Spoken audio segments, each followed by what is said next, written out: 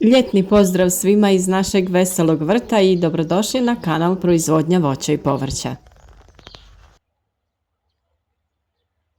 Temperature su, malo je reći, visoke posljednjih dana, savršene za sve one koji idu na godišnji odmor. No, nije svejedno onima koji su velik trud uložili u uzgoj zdravih biljaka, a one sad podnose najveći teret. Sve biljke trebaju vodu, osobito u ove toplije dane.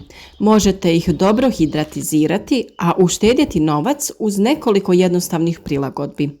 Ostanite s nama i u ovom videu saznajte kako da vaše biljke imaju dovoljno vlage, a da vaša potrošnja vode bude manja i prihvatljiva, kako vas uzgoj biljaka i povrća ne bi koštao previše.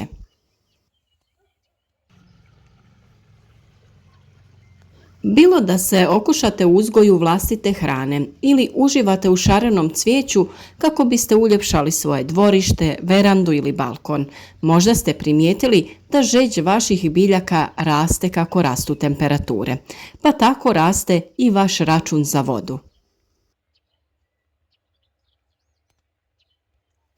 Kada zbrojite koliko vas zalijevanje vašeg vrta može koštati tokom cijele vegetacijske sezone, možete doći do dosta velikog iznosa. Međutim, postoji nekoliko jednostavnih načina za smanjenje tog računa za vodu, kao što je smanjenje rasipanja vode i odabir biljaka otpornih na sušu.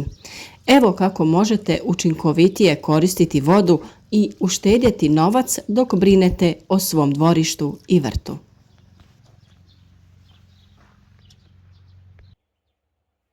Potrošnju vode najlakše mogu izračunati oni koji imaju postavljeno navodnjavanje i spremnike za vodu. Znate koja je zapremina spremnika i koliko vode potrošite u recimo mjesec dana.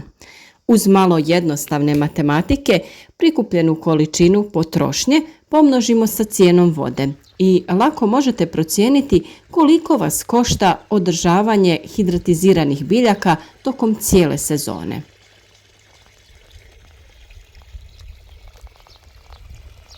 I dok se ne može zaobići činjenica da sve biljke trebaju vodu, postoji nekoliko trikova i savjeta za smanjenje količine vode koja vam je potrebna da bi vaš vrt bio uspješan. Evo nekoliko jednostavnih načina da smanjite svoj račun za vodu u vrtu.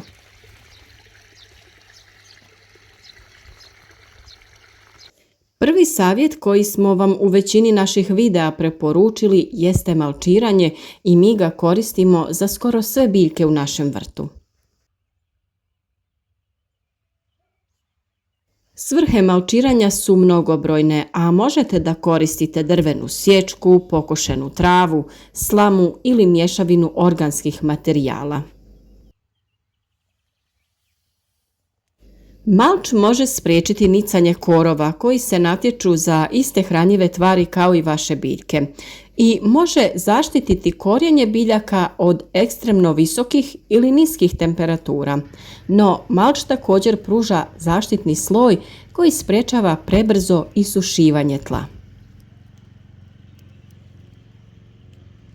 Mi smo malčirali većinu biljaka u našem vrtu, a to možete vidjeti i ovdje kroz video.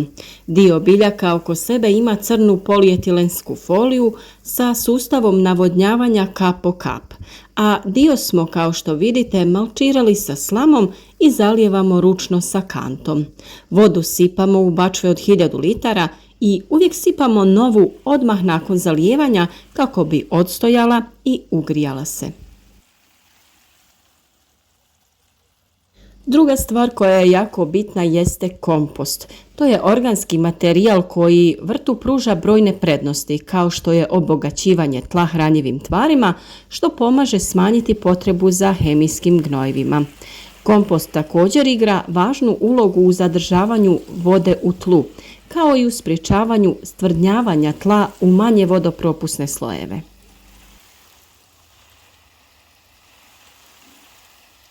U nekim užurbanim danima možete zaboraviti zalijevati sve dok ne primijetite da vam biljke počinju venuti. Možda vam se čini nevažnim kada, a ne koliko često zalijevate svoj vrt, ali vrijeme zalijevanja može napraviti veliku razliku.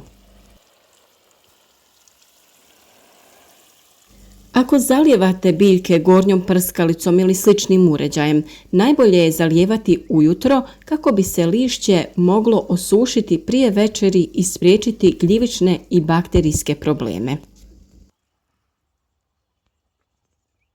Zalijevanje ujutro može biti komplicirano, pogotovo tokom radnih dana, pa ako je bolja opcija navečer, moguće je i to, ali ako vodu nanosite samo na zonu oko korijena.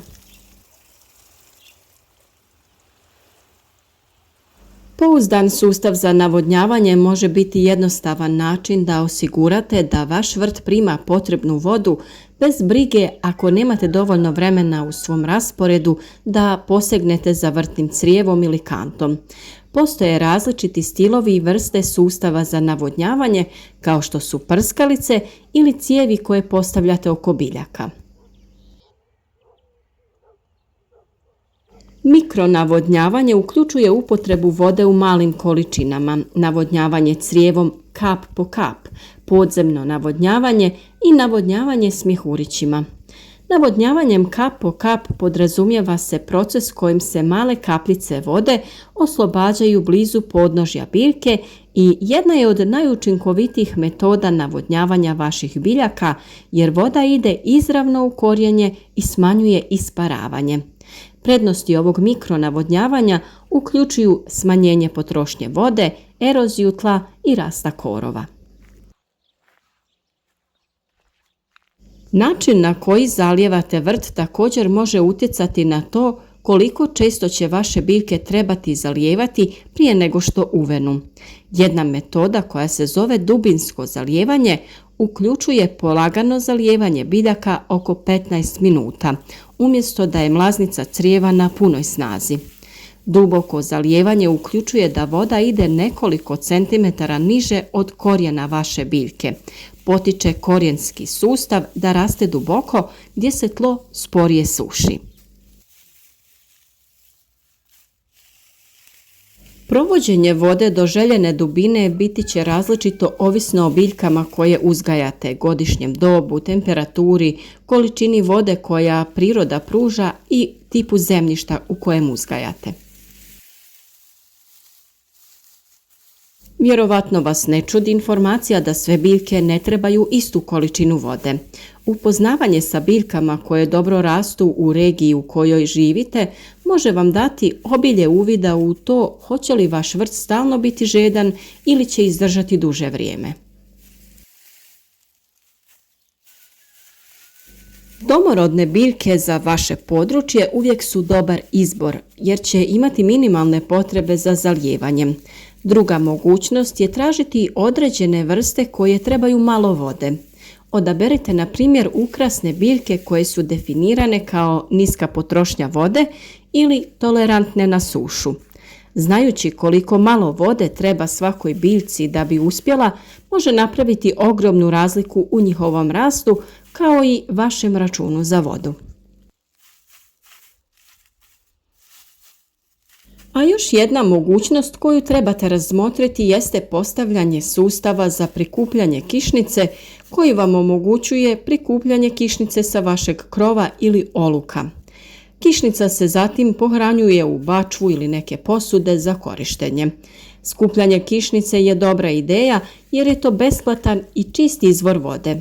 Budući da kiša pada izravno s neba bez prolaza kroz cijevi ili sustave za filtriranje, nema dodatnog hlora, što je čini idealnom za vaše biljke. Pristup kišnici također smanjuje vašu ovisnost o gradskoj vodi i može doći do dodatnih smanjenja vašeg računa. Ono što na kraju možemo zaključiti jeste da uzgoj biljaka ne znači posadi i beri, nego iziskuje puno više vremena i truda, a na kraju i znanja. Sve biljke nisu iste, pa tako zahtijevaju i različite uslove. Na primjer, iako se tako ne čini, paprika treba puno vode, a paradajz i ne voli baš previše vodu jer od prevelikog zalijevanja može doći do pucanja plodova. Tu u priču naravno dolazimo mi, koji sa vama nesebično dijelimo savjete o uzgoju i trudimo se da sve što bolje objasnimo. Kažu nam nekad da su videi predugi, ali ja jednostavno ne mogu da samo dam površne informacije, jer je to ipak malo duži proces za koji je potrebno više informacija. A ja sam uvijek bila onaj tip učenika koji je podvlačio sve u knjizi kada profesor kaže da izdvojimo najvažnije. Uvijek je bolje znati po neku informaciju više nego da nam izostane neki vrlo važan korak. Zato se nadam da su naši videi na kanalu korisni u vašem svakodnevnom radu u vrtu i voćnjaku, te da će vam ovaj video biti od koristi da održite zdravlje biljaka sve do kasne jeseni. A za sljedeću godinu imate detaljne video savjete kako postaviti navodnjavanje kap po kap, pa svakako iskoristite ideju i osigurajte biljkama ravnomjernu raspodjelu vode, a poštedite vaš novčanik nepotrebnog izdatka za velike račune za vodu. A što se tiče radova u vrtu, obavljajte ih rano ujutro ili predvečer kada nije previše vruće. Klonite se sunca i ostanite nam zdravo. Lijep pozdrav svima!